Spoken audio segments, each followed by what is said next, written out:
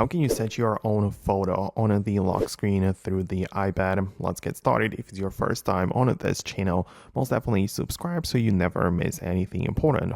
Well, it's pretty simple because all you have to do is to open up the Settings app and on the left panel, go to the Wallpapers section.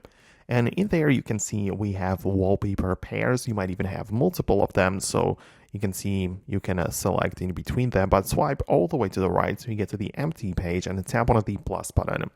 And right now you can set up a wallpaper for your lock screen, right? So you can click on the photos or photo shuffle, right? The photo shuffle would be like your own pictures being shuffled, right? So you see always a different one, but you can tap on the photos like here and it just goes to your gallery. So you literally get to pick the photos you want to use for your lock screen.